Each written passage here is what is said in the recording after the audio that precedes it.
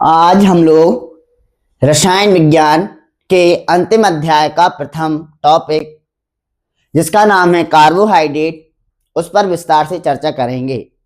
इसके पूर्व वाले वीडियो में हम लोग विटामिन्स और न्यूक्लिक अम्ल पर विस्तार से चर्चा कर चुके हैं। तो आइए हम लोग जानते हैं कार्बोहाइड्रेट क्या होते हैं।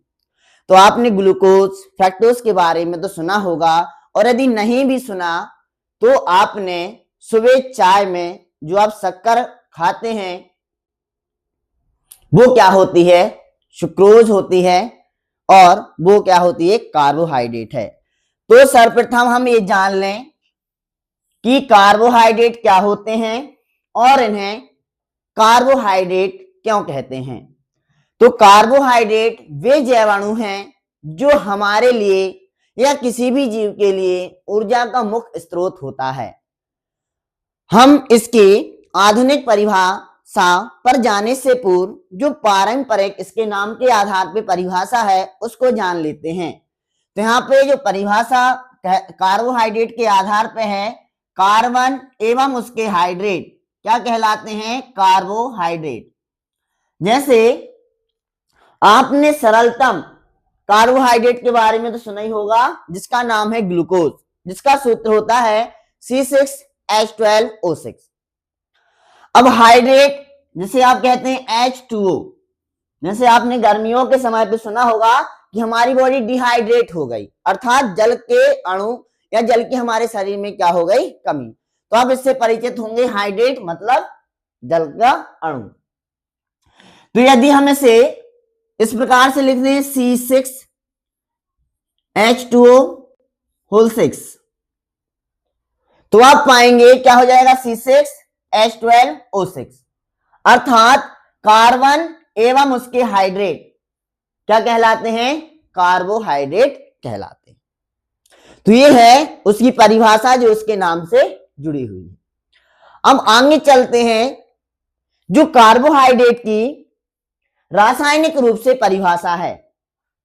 अब यदि आप लोग क्रियात्मक समूह के बारे में जानते होंगे, जो कि जैसे एल्डिहाइड, ये आपका जो क्रियात्मक समूह है अल है, अर्थात जिसे आपका बोलते हैं एल्डिहाइड, और जो दूसरा समूह है C+O, ये क्या है, कीटोन।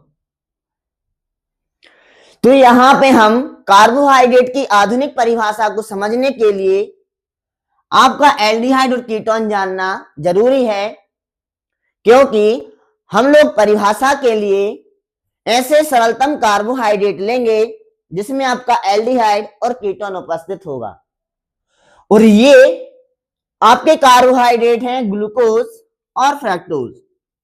C6H12O6 ये ग्लूकोज है, C6H12O6 ये फ्रक्टोज है। आप इसे देखकर डिफरेंशिएट नहीं कर पाएंगे सूत्र को देखकर। यदि हम इसका रेखीय स्ट्रक्चर बनाएं तो आप क्या कर पाएंगे, इसे अलग अलग समझ पाएंगे कि कौन सा ग्लूकोज है और कौन सा फ्रक्टोज है। आइए हम आप देखेंगे कितने कार्बन है, 6, CHO, एक कार्बन, 2 3 4 5 6।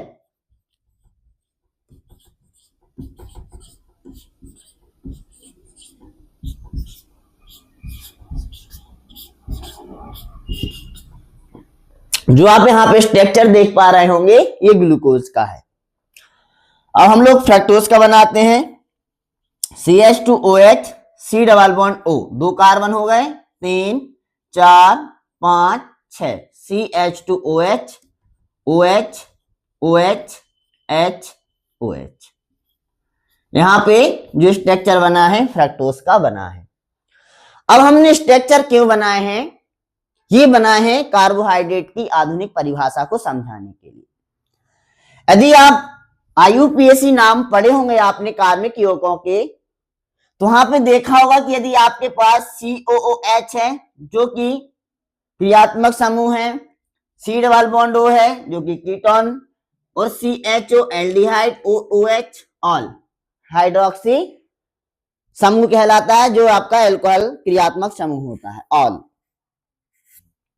लेकिन यदि आपने सुना होगा कि यदि किसी यौगिक में एक से अधिक क्रियात्मक समूह हैं, जैसे मान लीजिए कि किसी में कार्बोक्जिलिक अम्ल है और OH, ये दोनों हैं, तो आपने से मुख्य क्रियात्मक समूह माना होगा और उसे क्या माना होगा, प्रतिस्थापी। और इसे जब एक प्रतिस्थापी होता है तो इसका नाम क्या होता है, ऑल ना होके क्या होता है, हाइड्रोक्सिल, पॉलीहाइड्रोक्सी या हाइड्रोक्सिल। ऐसे ही यदि आप देखें किसी में एल्डिहाइड है और आप देखेंगे OH है, तो एल्डिहाइड की जो आपकी देखेंगे प्रेफरेंस क्या रहेगी, ज्यादा रहेगी। तो यहाँ पे आप देखेंगे, यहाँ पे भी इसका नाम क्या होगा, हाइड्रोक्सी रहेगा, और इसका नाम क्या रहेगा, अल। हाँ, यदि इसके बाद एमीन वगैरह आ जाए तो आप देखेंगे इसका नाम क्या रहेगा, ऑल रहेगा। ठीक, चलिए तो इसको समझ लेते हैं।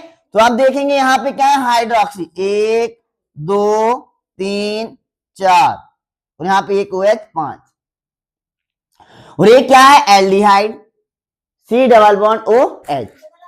तो यहाँ पे जो परिभाषा आती है वो क्या आती है, वे कार्बोहाइड्रेट जो वे यौगिक, सॉरी कार्बोहाइड्रेट नहीं, अभी तो हम परिभाषा पे जान रहे हैं, वे यौगिक जो जल अपघटन पर पॉलीहाइड्रोक्सी एल्डिहाइड, वे यौगिक जो पॉलीहाइड्रोक्सी एल्डिहाइड या पॉलीहाइड्रोक्सी कीटोन प्रदान करते हैं, वे यौगिक जो जल अपघटन पर पॉलीहाइड्रोक्सी एल्डिहाइड, ये एल्डिहाइड हो गया, पॉली क्यों बोल रहे हैं हाइड्रोक्सी को, क्योंकि क्या है, 2 या 2 से अधिक, क्या बोल देते हैं वहां पे, पॉली। तो यहाँ पे आ गया पॉलीहाइड्रोक्सी एल्डिहाइड, यहाँ पे आप बोलेंगे क्या होगा, पॉलीहाइड्रोक्सी कीटोन। तो कार्बोहाइड्रेट की यहाँ पे आधुनिक परिभाषा हो गई, वे यौगिक या वे जैवाणु जो जल अपघटन पर क्या प्रदान करते हैं, पॉलीहाइड्रोक्सी एल्डिहाइड या पॉलीहाइड्रोक्सी कीटोन प्रदान करते हैं, क्या कहलाते हैं, कार्बोहाइड्रेट कहलाते हैं। अब यहाँ पे आपको ये जानना बहुत जरूरी है कि कार्बोहाइड्रेट हमारे लिए क्यों आवश्यक है।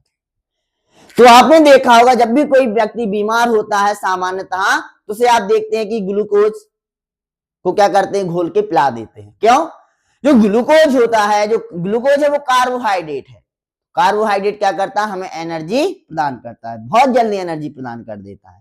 प्रोटीन और जो वसा है वो एनर्जी हमें थोड़ी देर से प्रदान करते हैं, लेकिन कार्बोहाइड्रेट क्या करता है, तीव्र रूप से क्या करता है, हम एनर्जी प्रदान करता है। तो जो कार्बोहाइड्रेट है ये मुख्यतः किसके रूप में कार्य करते हैं, हमारे लिए एनर्जी के रूप में कार्य करते हैं, हमें ऊर्जा प्रदान करते हैं।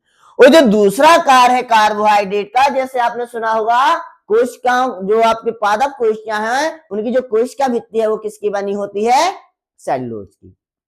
और सेलुलोज भी क्या होता है, कार्बोहाइड्रेट। तो कार्बोहाइड्रेट का मुख्य काम क्या है, ऊर्जा प्रदान करना। और दूसरा जो काम है वो क्या है, वो जो है जीवों के, जो आपके पेड़ पौधे हैं उनकी कोशिका भित्ति का निर्माण करते हैं। आप बोल सकते हैं कि पौधों का जो अधिकांश भाग है वो क्या होता है, कार्बोहाइड्रेट से निर्मित होता है। अब हम लोग आगे चलते हैं कि कार्बोहाइड्रेट के प्रकार कितने होते हैं या कार्बोहाइड्रेट का वर्गीकरण क्या होता है। तो जो कार्बोहाइड्रेट हैं ये भौतिक आधार पे 2 प्रकार के होते हैं। भौतिक आधार पे इन्हें बांटा गया है, एक वे कार्बोहाइड्रेट हैं जिनमें मिठास होती है और एक वे कार्बोहाइड्रेट हैं जिनमें मिठास नहीं होती है। तो भौतिक आधार पे कार्बोहाइड्रेट 2 प्रकार के होते हैं।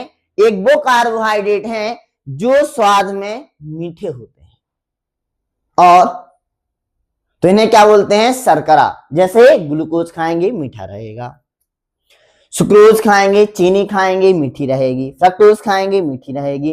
तो वे कार्बोहाइड्रेट जो स्वाद में मीठे होते हैं क्या कहलाते हैं, शर्करा कहलाते हैं। जैसे ग्लूकोज, फ्रक्टोज, लैक्टोस, सुक्रोज आदि। दूसरे क्या होते हैं? अशर्करा,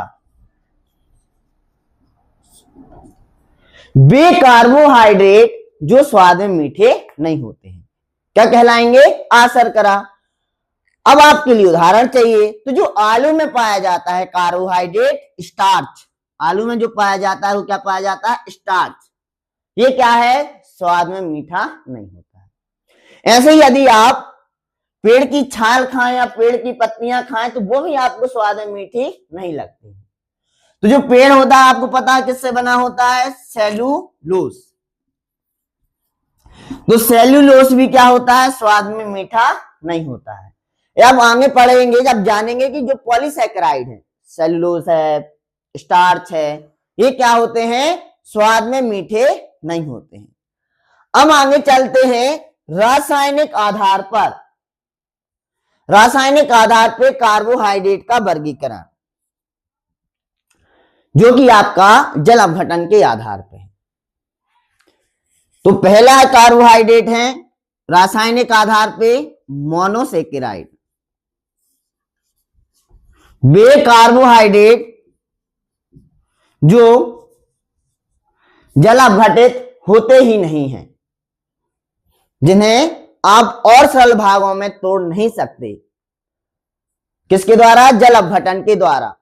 जो जल अपघटित होते ही नहीं है वो कहलाते हैं मोनोसेकेराइड, जैसे ग्लूकोज। तो जो ग्लूकोज है अपना C6H12O6, जो अपना फ्रक्टोज है वो क्या है? मोनोसेकेराइड है, जिनमें केवल एक ही इकाई होती है ग्लूकोज फ्रक्टोज। इन्हें आप और सरल भागों में नहीं तोड़ पाते हैं, जल अपघटित नहीं कर पाते हैं। दूसरे आते हैं ऑलिगोसेकेराइड।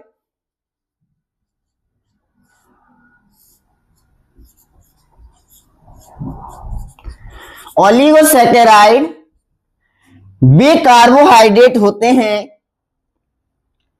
जो जल अपघटन पर 2 से लेके 10, वे कार्बोहाइड्रेट जो जल अपघटन पर 2 से लेके 10 मोनोसेकेराइड इकाइयां प्रदान करते हैं। जैसे उदाहरण के लिए आप देखें सेल्यूलोज, जैसे आप उदाहरण के लिए ले गए लैक्टोस, माल्टोस, सुक्रोज। तो यहां पे यदि हम उदाहरण दें, जैसे आपको यहां पे बताया गया कि जो ऑलिगोसेकेराइड है वो जल अपघटन पर कितनी इकाइयां प्रदान करेंगी? 2 से लेके 10। तो यहाँ पे हम लोग 2 के लिए देख रहे हैं, तो ऑलिगोसेकेराइड के भी और टाइप हैं।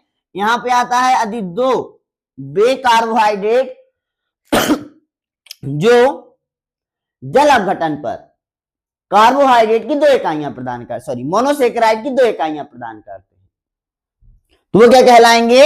डाइसैकेराइड। जैसे सुक्रोज, सुक्रोज का जब आप जल अपघटन करते हैं तो सुक्रोज के जल अपघटन से ग्लूकोज और फ्रक्टोज 2 इकाइयां प्राप्त होती हैं। ऐसे यदि हम देखें माल्टोस, माल्टोस का भी जब आप जल अपघटन करेंगे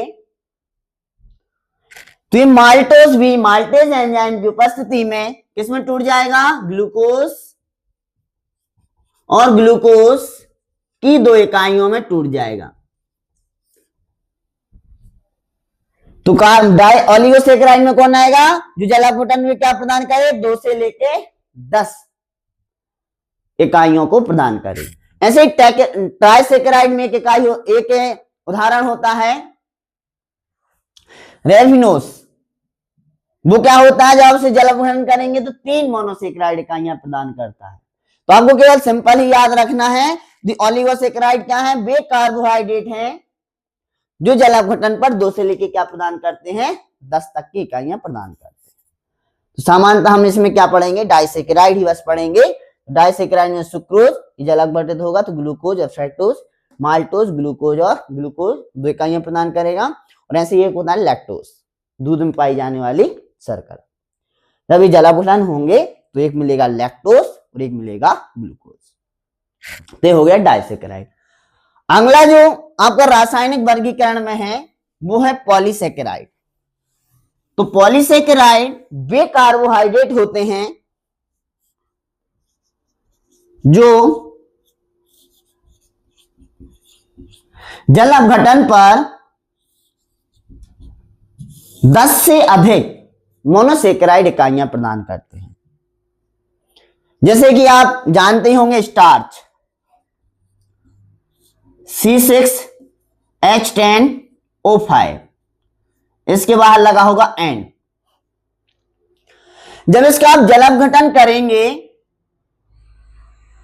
तो हमें क्या होंगी, ग्लूकोज की बहुत सारी इकाइयां प्राप्त होगी। यहां हम इन संख्या नहीं बता सकते, यहां पे लिखा रहेगा NC6H12O6।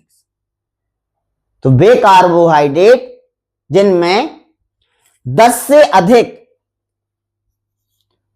वे कार्बोहाइड्रेट जो जल अपघटन पर 10 से अधिक क्या प्रदान करते हैं, मोनोसेकेराइड इकाइयां प्रदान करते हैं, क्या कहलाते हैं, पॉलीसेकेराइड कहलाते हैं। जैसे स्टार्च, सेल्यूलोज, ये क्या होते हैं, पॉलीसेकेराइड होते हैं। अब हम लोग आगे चलते हैं। अब यहां पे जो सबसे महत्वपूर्ण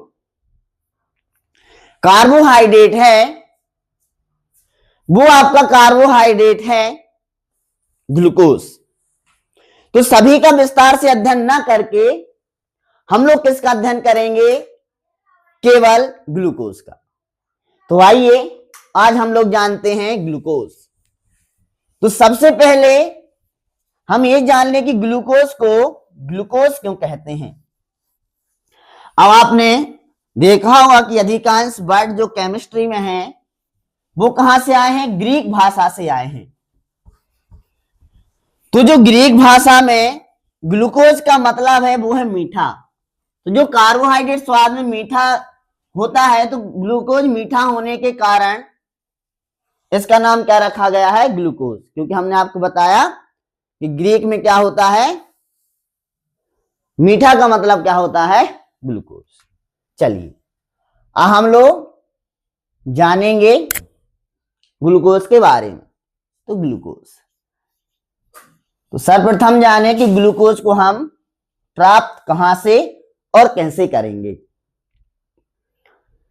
तो सबसे पहले हम लोग जानते हैं जो आपका चीनी होती है, शक्कर, उसे हम लोग सुक्रोज बोलते हैं, जो गन्ने की शर्करा होती है। तो ग्लूकोज चूंकि गन्ने में जो ग्लूकोज है वो गन्ने की शर्करा से प्राप्त हो रहा है, और जो गन्ने की शर्करा से बोलते हैं इक्षु शर्करा। तो गन्ने की शर्करा से प्राप्त होने के कारण इसे हम ग्लूकोज को किस नाम से भी जानते हैं, इक्षु शर्करा के नाम से भी जानते हैं। तो सुक्रोज जिसका सूत्र है C12H22O11, जब हम इसका जल अपघटन करते हैं H2O, अब सामान्यतः नॉर्मल जल अपघटन नहीं होता है, तो यहां पे आपको या तो H2SO4 लेना पड़ेगा या HCl, दोनों में से किसी की उपस्थिति में आप क्या करेंगे, जब आप सुक्रोज का जल अपघटन करेंगे तो आप पाएंगे क्या मिल जाएगा आपको, ग्लूकोज C6H12O6, C6H12O6। तो ये आपका क्या होगा, ग्लूकोज। और इसके साथ साथ भी क्या मिलेगा आपको, फ्रक्टोज। तो आपने देखा कि हमने ग्लूकोज कैसे प्राप्त किया। तो पहली जो मेथड है कि जब हम सुक्रोज का जल अपघटन सान्द्र क्षार की उपस्थिति में, चाहे आपका सल्फ्यूरिक एसिड हो चाहे हाइड्रोक्लोरिक एसिड हो, इनकी उपस्थिति में कराते हैं, तो सुक्रोज जल अपघटित होकर क्या प्रदान करती है, ग्लूकोज और फ्रक्टोज प्रदान करती है। दूसरा जो तरीका है कि हम ग्लूकोज को कैसे प्राप्त कर सकते हैं, दूसरा जो तरीका है वो स्टार्च। स्टार्च के जल अपघटन द्वारा भी आप क्या कर सकते हैं, ग्लूकोज को प्राप्त कर सकते हैं। स्टार्च का सूत्र अभी आपने देखा था C6H10O5। अब आपको पता है कि स्टार्च है जो पॉलीसेकेराइड, बहुत सारी इकाइयां एक दूसरे से जुड़ी हुई हैं, मोनोसेकेराइड की। इनका हम लोग क्या करेंगे, जल अपघटन। तो जल अपघटन पर ये हमें क्या प्रदान करेंगे, ग्लूकोज की बहुत सारी इकाइयां, कितनी नहीं पता तो आगे क्या लिखा होगा आपका NC6H12O6। तो इस प्रकार से भी हम क्या प्राप्त कर लेंगे, ग्लूकोज। पहले हम ग्लूकोज को प्राप्त करेंगे सुक्रोज के जल अपघटन से, और दूसरे प्रकार से आप कैसे प्राप्त करेंगे, स्टार्च के जल अपघटन से। आगे चलते हैं, अब हम लोग ग्लूकोज के रासायनिक गुण के बारे में जानेंगे, जो कि बहुत ही महत्वपूर्ण है। आप देखेंगे एक प्रश्न आपको देखने को मिलेगा, साइनोहाइड्रिन, ग्लूकोज साइनोहाइड्रिन क्या है। फिर एक दूसरा प्रश्न मिलेगा, ऑक्सिन क्या है, कैसे निर्माण होता है। तीसरा प्रश्न बनेगा आपको, ग्लूकोज पेंटाएसीटेट क्या है। ऐसे इसलिए हम लोग ऐसे ही आपको एक प्रश्न और मिलेगा, ग्लूकोज को एनहाइड्रोजन में कैसे प्राप्त करेंगे। तो ये सभी, और एक और आप देखेंगे ग्लूकोनेकम, और आगे यदि आप ऑक्सीकरण कर दें तो वहां से हमें मिल जाता है सैकरिक अम्ल। चलिए अब हम यहां पे हम लोग कोशिश करेंगे कि आप इसके रासायनिक गुणों में आप टॉलेन अभिकर्मक परीक्षण और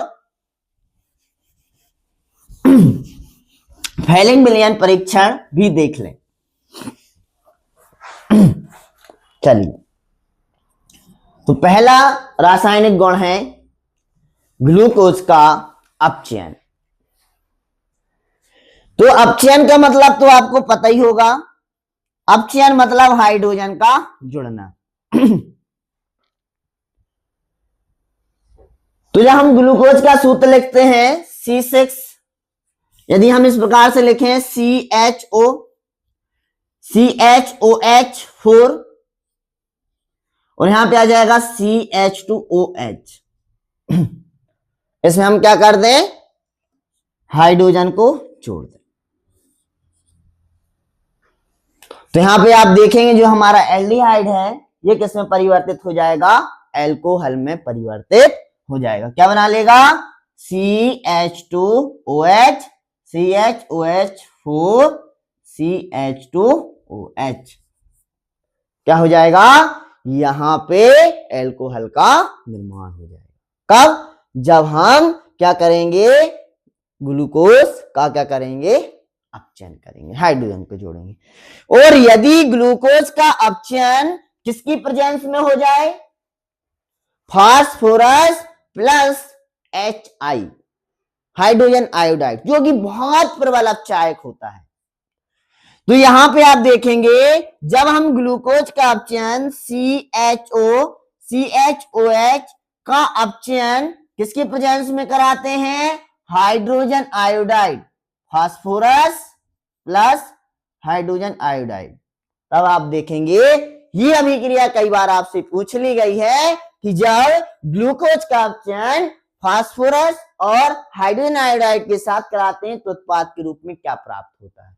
तो यहां पे आपको प्राप्त होगा CH3, CH2, CH2, CH2, CH2, 1 2 3 4 5 CH3, इसे हम लोग बोलते हैं एन-हेक्सेन। ये ध्यान रखेंगे, ये अभिक्रिया बहुत ही महत्वपूर्ण है। ग्लूकोज क्या करेगा, जब ग्लूकोज की अभिक्रिया फास्फोरस की उपस्थिति में HI के साथ कराएगी जो कि अपचायक का काम करता है, तो ग्लूकोज अपचयित हो जाएगा किसमें, एन-हेक्सेन में। आगे चलते हैं, दूसरी अभिक्रिया हम लोग करा देते हैं HCN के साथ, हाइड्रोजन साइनाइड के साथ। जब ग्लूकोज की अभिक्रिया HCN के साथ कराई जाती है तब उत्पाद के रूप में हमारे लिए ग्लूकोज साइनोहाइड्रिन प्राप्त होता है। देखते हैं कैसे। तो यहां पे हम लोग ग्लूकोज बना लेते हैं C≡OH। अब पूरा विस्तार से ना बना के इस प्रकार से लिख लेंगे CH4 CH2OH। इसकी अभिक्रिया करा रहे हैं HCN से अभिक्रिया कराएंगे तो आपको पता है Cn पे माइनस, H पे प्लस, O पे माइनस, कार्बन पे प्लस। विद्युत ऋणात्मकता में डिफरेंस, ऑक्सीजन की विद्युत ऋणात्मकता ज्यादा है, कार्बन की कम है। तो यहां पे आप देखेंगे प्लस जुड़ जाएगा माइनस से, माइनस जुड़ जाएगा प्लस से, तो आपको मिल जाएगा Cn, O से जुड़ जाएगा OH, O से जुड़ जाएगा H, और एक H अपना पूर्व से ही जुड़ा है, HOH4 CH2OH। तो यहां पे जो निर्मित हुआ है ये है साइनोहाइड्रिन। चूंकि ग्लूकोज से बना है इसलिए से बोलेंगे ग्लूकोज साइनोहाइड्रिन। कैसे लिखेंगे? जब ग्लूकोज की अभिक्रिया HCN के साथ कराई जाती है तब ये क्या कहलाएगा आपका? नाभिक स्नेही योगात्मक अभिक्रिया जुड़ जाएगा। तब आप देखेंगे नाभिक स्नेही योगात्मक अभिक्रिया के द्वारा क्या प्रदान करेगा? ग्लूकोज साइनोहाइड्रिन उत्पाद के रूप में प्रदान करेगा। ऐसे यदि आगे देखें आप, एक अभिक्रिया है हाइड्रोक्सिल एमीन के साथ NH2OH, ये है हाइड्रोक्सिल एमीन। तो जब ग्लूकोज की अभिक्रिया हाइड्रोक्सिल एमीन के साथ कराते हैं तब हमें उत्पाद के रूप में क्या प्राप्त होता है? ऑक्सिम। चूंकि ऑक्सिम ग्लूकोज से प्राप्त हुआ है इसलिए हम लोग इसे कहते हैं ग्लूकोज ऑक्सिम। यहां से क्या निकल जाएगा? H2O। क्या बन जाएगा? CH अपना पूर्व से है, डबल बॉन्ड NOH। तो यहां पे हम लोग को मिल गया ग्लूकोज ऑक्सिम। तो जब हम ग्लूकोज की अभिक्रिया हाइड्रोक्सिल एमीन के साथ कराते हैं तो यहां पे जल के अणु के निष्कासित होने के पश्चात हमें उत्पाद के रूप में क्या प्राप्त हो जाता है? ग्लूकोज ऑक्सिम प्राप्त होता है। कोई समस्या? ठीक है, तो ये आपकी हो गई ग्लूकोज ऑक्सिम का निर्माण। ऐसे ही एक अन्य अभिक्रिया है जिसे आप लोग बोलते हैं एसिड एनहाइड्राइड के साथ ग्लूकोज की अभिक्रिया, या आप बोल सकते हैं ग्लूकोज पेंटा एसीटेट का निर्माण। तो आइए जान लेते हैं कैसे होगा ग्लूकोज पेंटा एसीटेट का निर्माण। C double bond OH, C एक carbon, 2 carbon, 3 carbon, 4 carbon, 5 carbon, CH2OH, 1 2 3 4 5 6 carbon आपके पूर्ण हो गए। यदि आप इसको ऐसे नहीं बनाना चाहते तो आप वैसे ही पूर्व की तरह बना ले, CHO CHOH4 CH2OH। जब ग्लूकोज की अभिक्रिया एसिड एनहाइड्राइड के साथ, सूत्र याद रखेंगे, CH3 C double bond O CH3 C double bond O। अब जो आपका एसिड एनहाइड्राइड है ये क्या करेगा? हाइड्रोक्सिल समूह के साथ क्रिया कर लेगा। यदि आप ये पूछे कभी हमसे कि आप बताइए कि कैसे अंदाजा लगाया गया कि ग्लूकोज में 5 हाइड्रोक्सिल समूह होते हैं, तो यह है इसी अभिक्रिया के द्वारा अंदाजा लगाया गया कि जब ग्लूकोज की अभिक्रिया एसिड एनहाइड्राइड के साथ कराई गई तो यह क्या करता है? पेंटा एसीटेट का निर्माण करता है। यदि 6 OH होते तो हेक्सा का निर्माण करता है, हेक्सा एसीटेट, लेकिन पेंटा एसीटेट का निर्माण करता है। इसके अनुसार ये पाया गया कि कौन से क्या है? पेंटा हाइड्रोक्सिल समूह युक्त है और क्या करेगा? पेंटा एसीटेट का निर्माण करेगा। देखते हैं क्या होगा। तो यहाँ पे H निकलेगा प्लस के रूप में, O पे आ जाएगा माइनस, H पे आ जाएगा प्लस। यहां पे आप देखें यदि हम इसको तोड़ें तो ऑक्सीजन की विधनात्मकता ज्यादा, कार्बन की कम। कार्बन पे धनावेश, इस पे आ जाएगा ऋणावेश। अब आपको ये पता है कि धनावेश किससे जुड़ जाएगा, ऋणावेश से। तो आप देखें उत्पाद के रूप में क्या मिल जाएगा, CHO CH। अब आपको पता है जैसे ही हाइड्रोजन गया कार्बन पे आ गया आपका, क्या गया, कार्बन पे माइनस, सॉरी ऑक्सीजन पे माइनस। तो ऑक्सीजन से कौन जुड़ जाएगा, प्लस वाला भाग, क्योंकि कार्बन पे प्लस है तो कार्बन ऑक्सीजन से जुड़ेगा, C double bond O CH3। ऐसा एक ऑक्सीजन के साथ है, एक OH समूह के साथ नहीं, ऐसा पूरे के पूरे चारों, और इसे मिला दें तो पांचों OH समूह के साथ होगा। यहाँ पे बन जाएगा 4 और ये बन जाएगा CH2O C double bond O CH3। अब आपको पता होगा कि जो C डबल बॉन्ड O जो आपका क्रियात्मक समूह है, ये क्या होता है, एस्टर।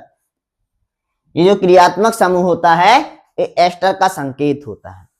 तो यहाँ पे जो निर्मित हुआ वो क्या बना आपका, एस्टर। इसलिए ग्लूकोज के द्वारा बना, तो इसलिए बोलेंगे ग्लूकोज पेंटा, क्योंकि 5 हैं, पेंटा एसीटेट। तो जब, और शेष क्या बचा आपका, CH3 C double bond O पे माइनस, यहाँ पे जाएंगे प्लस, तो 5 H प्लस जाएंगे तो क्या बन जाएगा, 5 आपको प्राप्त हो जाएंगे कार्बोक्सिलिक अम्ल COOH। कितने अणु मिल जाएंगे, 5। तो जब ग्लूकोज की अभिक्रिया एसिड एनहाइड्राइड के साथ कराई जाती है तब उत्पाद के रूप में ग्लूकोज पेंटा एसीटेट प्राप्त होता है, जो कि संकेत होता है, जो कि हमें बताता है कि ग्लूकोज में कितने हाइड्रोक्सिल समूह हैं, 5 हाइड्रोक्सिल समूह। चलिए अब अगली अभिक्रिया है ग्लूकोज का ऑक्सीकरण। ग्लूकोज का ऑक्सीकरण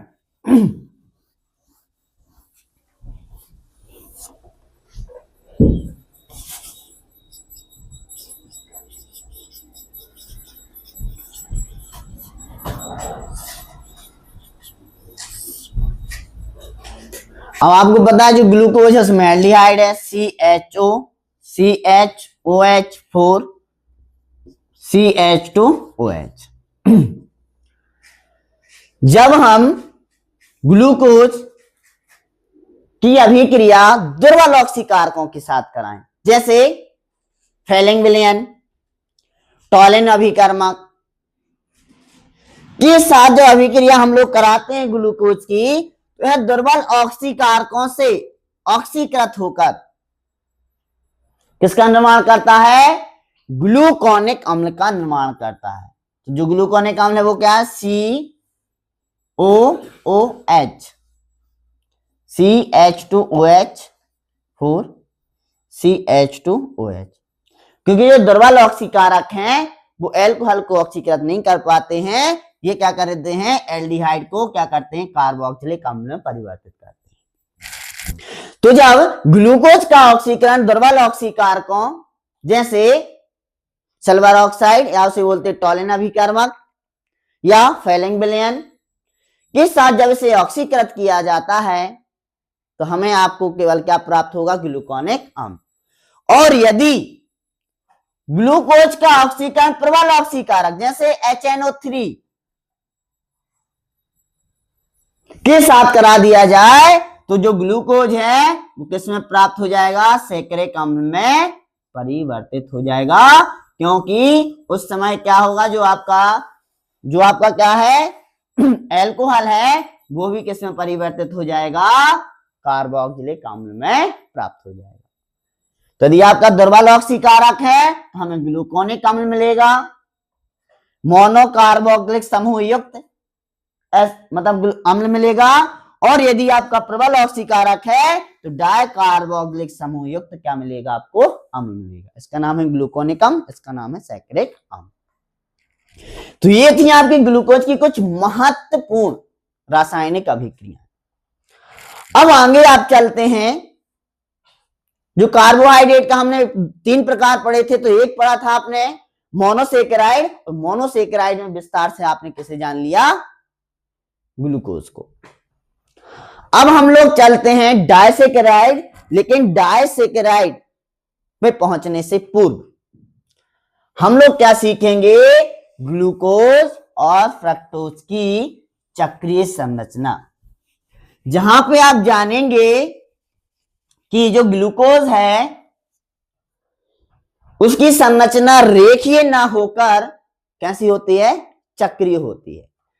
अब यदि ज्यादा विस्तार से जाएंगे तो ये आपकी 12th से हाई लेवल हो जाएगा, तो मैं कोशिश करूंगा कि आप इसे ग्रेजुएशन लेवल तक, 12th लेवल तक ही सीखें। तो यहां पे हम देखते हैं कि ग्लूकोज की चक्रीय संरचना का निर्माण हम लोग करेंगे, लेकिन आपका प्रश्न हो सकता है कि जब हम रेखीय संरचना फिशर प्रोजेक्शन बना रहे हैं तो हमें चक्रीय संरचना की आवश्यकता क्यों पड़ेगी। तो इसका उत्तर है कि आपने एक अभिकर्मक सुना होगा, जैसे बोलते हैं सिर्फ अभिकर्मक। ये जो सिर्फ अभिकर्मक है ये एल्डिहाइड के साथ गुलाबी रंग देता है, लेकिन देखा गया कि जो ग्लूकोज है वो सिर्फ अभिकर्मक के साथ कोई परीक्षण नहीं देता। ऐसा ही एक दूसरा कारण है कि जो एल्डिहाइड हैं वह सोडियम हाइड्रोजन सल्फेट NaSCO3 के साथ योगात्मक अभिक्रिया देते हैं, जबकि आपका जो ग्लूकोज है वो सोडियम हाइड्रोजन सल्फेट के साथ योगात्मक अभिक्रिया नहीं देता है।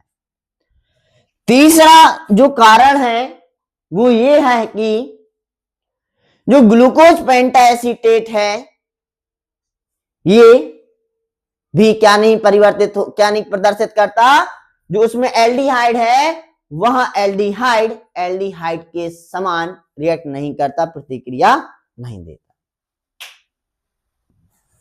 चलिए तो हम लोग जान लेते हैं कि ग्लूकोज की चक्रीय संरचना कैसे बनेगी। क्यों, अब हमें इनसे ये जानकारी लग रही है तो उसमें क्या प्राप्त नहीं है, एल्डिहाइड समूह प्राप्त नहीं है। कारण यदि एल्डिहाइड होता तो उससे परीक्षण देता, NaH के साथ क्या देता, योगात्मक अभिक्रिया देता, जबकि ये दोनों आपको देखने के लिए नहीं मिल रही हैं। तो हम लोग आप जान लेते हैं कि ग्लूकोज कैसी संरचना प्रदर्शित करता है। हम देखेंगे ग्लूकोज की यहाँ पे हमें क्या मिलेगी, चक्रीय संरचना। कैसे, आइए देख लेते हैं। तो ये हमारा ग्लूकोज है C++OH CH2OH 2 3 4 5 और ये छठवां OH OH H OH H OH H H।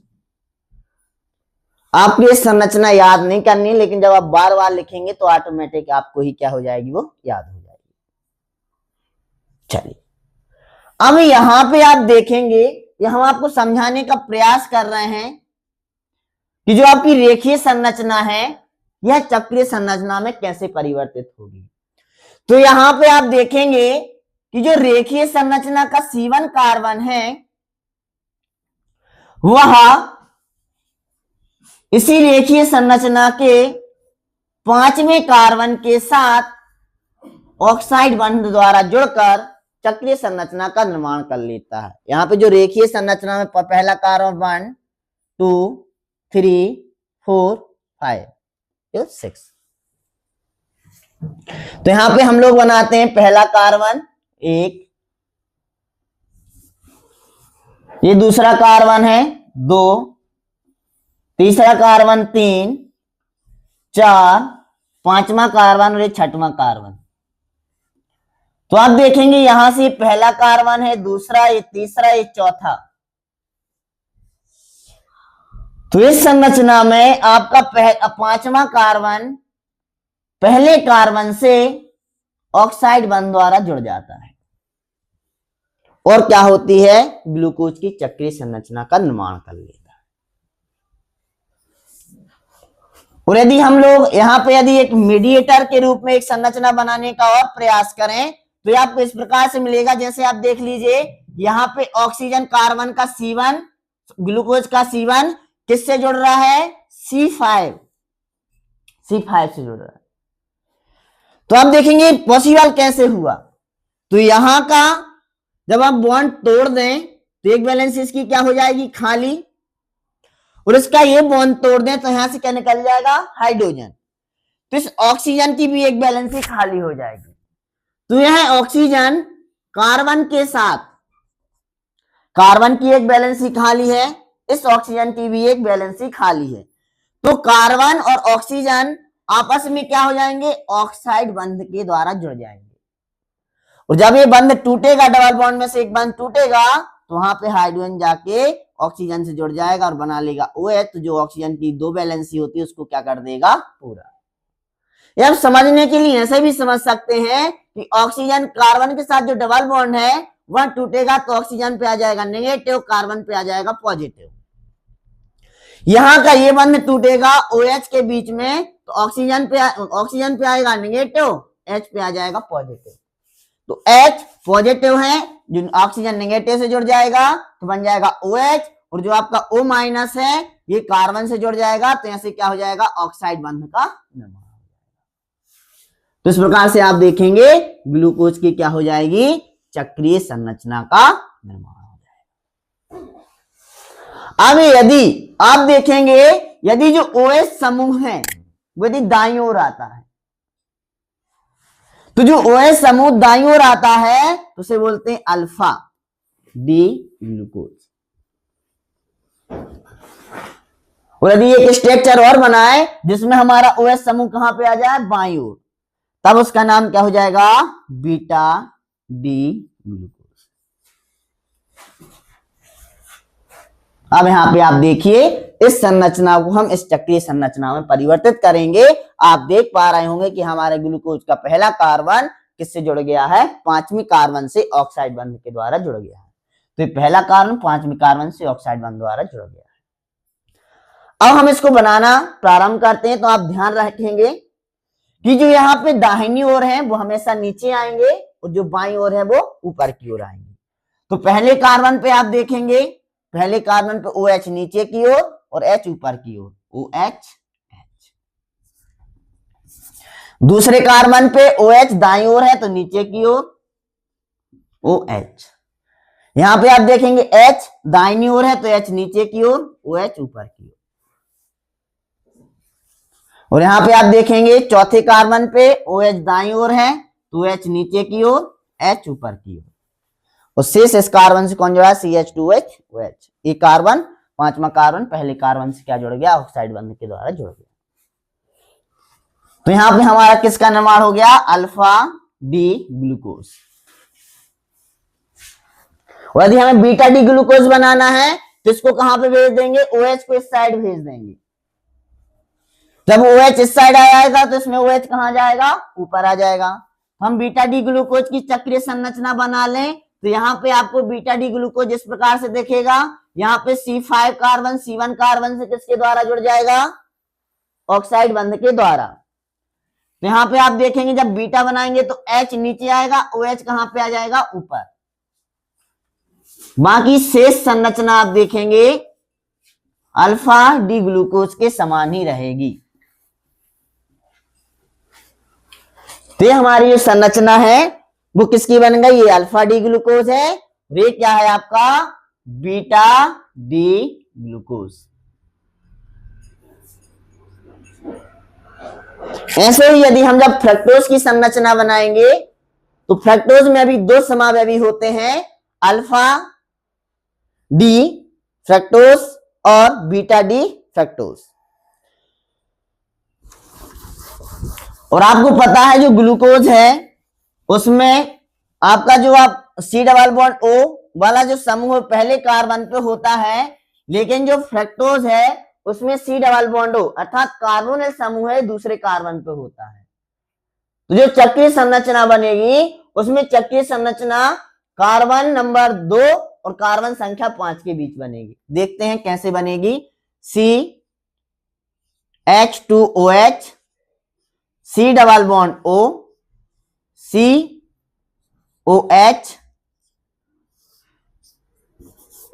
CH2OH, COH, COH, HOH, CHH, ये हमारा है फ्रक्टोज। जब इसकी हम चक्रीय संरचना बनाएंगे तो आप देखेंगे यहां पे जो C5 कार्बन है ये किससे जुड़ेगा, C2 कार्बन से जुड़ेगा, क्योंकि पहले में कोई पॉसिबिलिटी नहीं। तो आप पाएंगे कि यहां पे इसकी जो चक्रीय संरचना बनेगी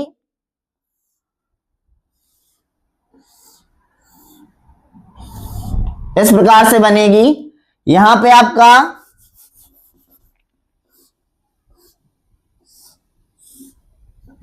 यहां पे जो आपका है दूसरा कार्बन है, यहां पे जो आपका है वो पांचवा कार्बन है। दूसरे कार्बन पे आप पा रहे होंगे, पाएंगे जब यहां पे इनके बीच ऑक्साइड बंध बनेगा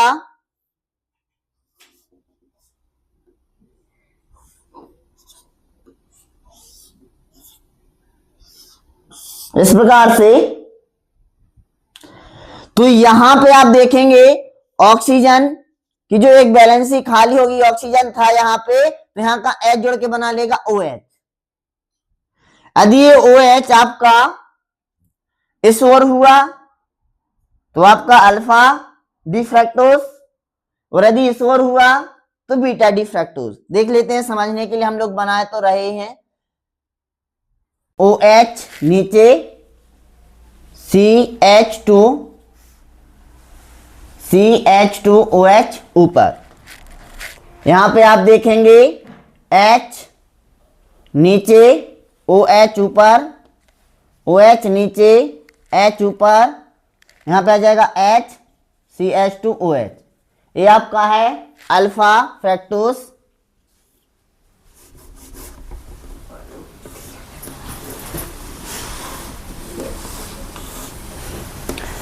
इसी प्रकार से आप देखेंगे बीटा फ्रक्टोज में आपका OH ऊपर चला जाएगा, CH2OH नीचे आ जाएगा।